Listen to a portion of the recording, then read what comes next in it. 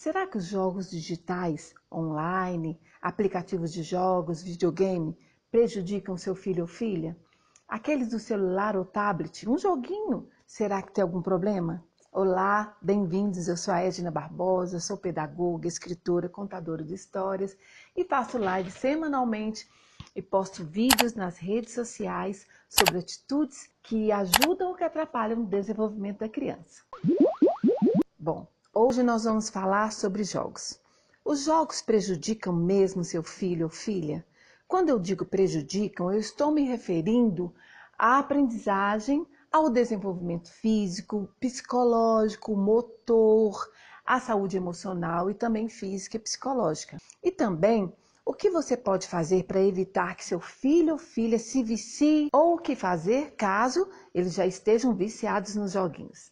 Esses dias me perguntaram sobre Suzano, aquele ataque de crianças na escola há exatamente um mês e um dia atrás.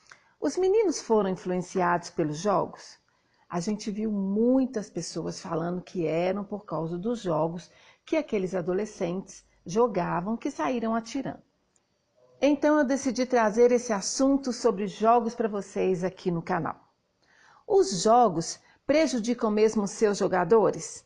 Bom, alguns cientistas acham que os jogos são um gatilho para a violência, principalmente videogames e aqueles jogos do celular.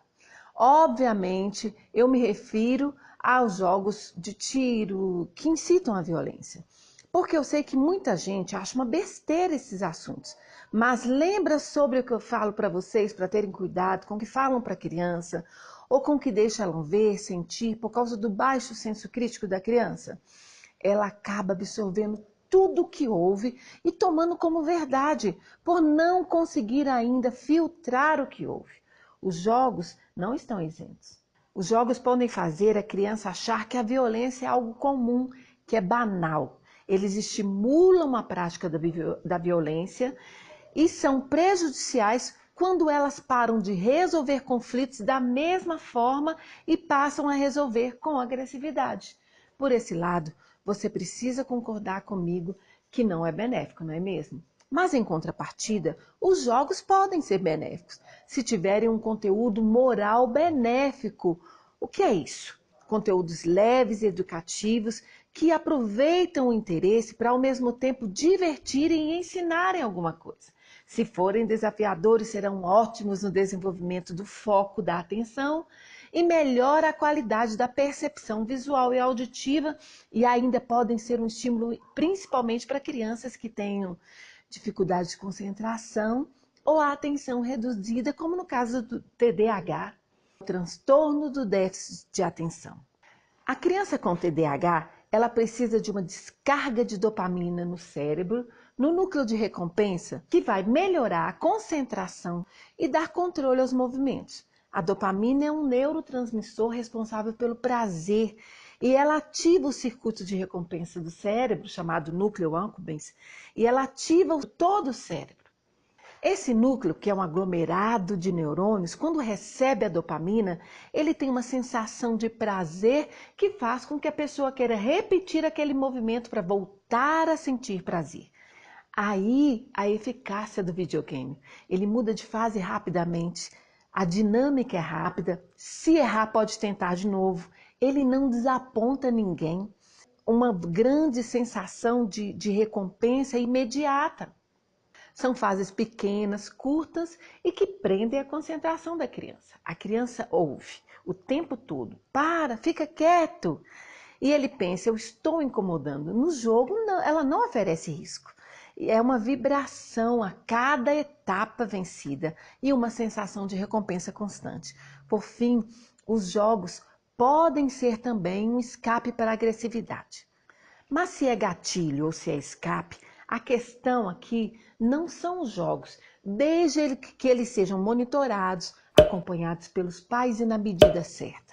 Ou seja, a idade adequada, o tempo adequado, o nível adequado, o conteúdo moral. Mas o que está em jogo aqui é se e quando essa criança ou adolescente fica vulnerável a esse terreno perigoso dos jogos. Um alerta que eu preciso ressaltar é que a criança fica jogando, a criança ou adolescente, mas ele tem dificuldades devido a cada fase de desenvolvimento. E quanto mais tempo a criança ficar exposta a jogos, mais dificuldade ela terá para diferenciar o mundo real do mundo virtual. E isso é muito sério. Então vamos entender bem. Os jogos excitam, estimulam, divertem, alegram, possibilitam um desempenho cerebral que facilita certas funções cognitivas, inclusive a matemática, a atenção, o controle da atenção, da concentração.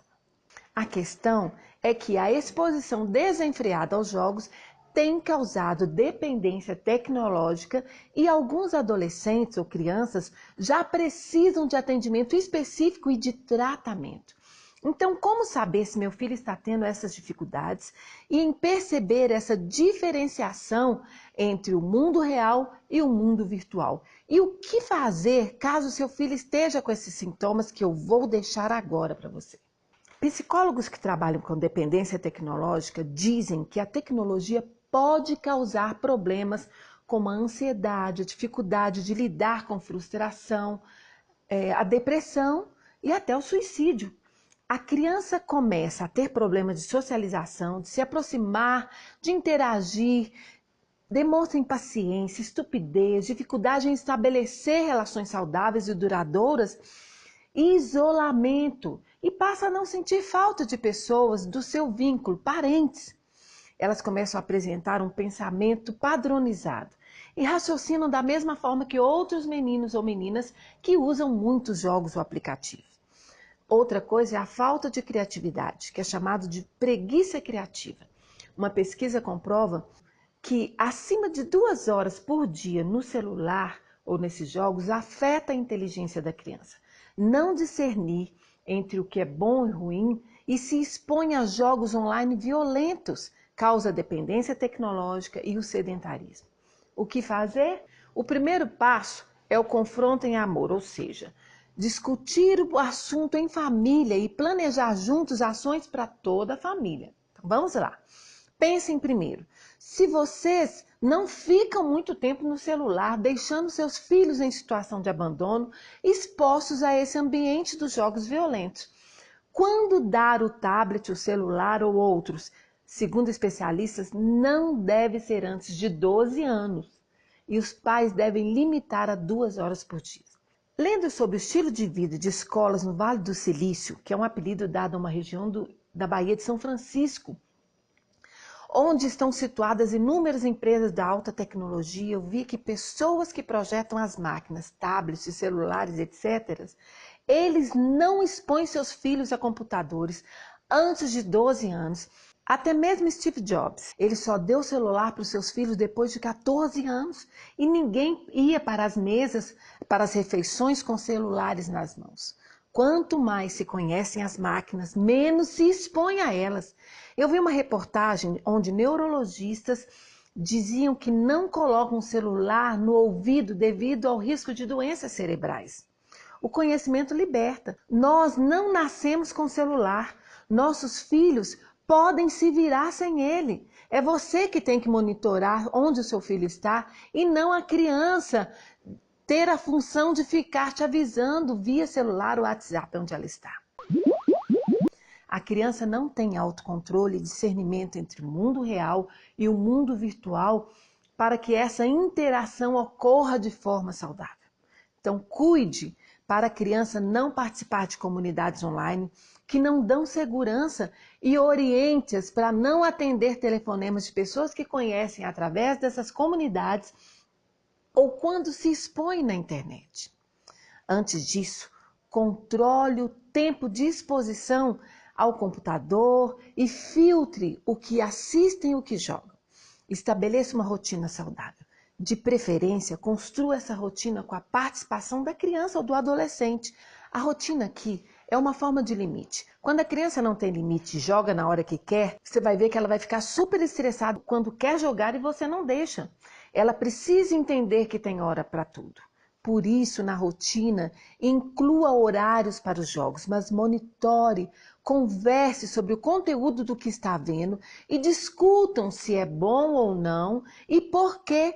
E ainda quando os especialistas recomendam 2 horas por dia, o que eles dizem é 50 minutos e 10 minutos de pausa para que a criança não tenha lesões musculares por causa de movimentos repetitivos. Ainda, por causa da luz da tela do computador ou dos aparelhos onde estão os jogos, é importante colocar filtros protetores e uma distância de 60 centímetros da tela.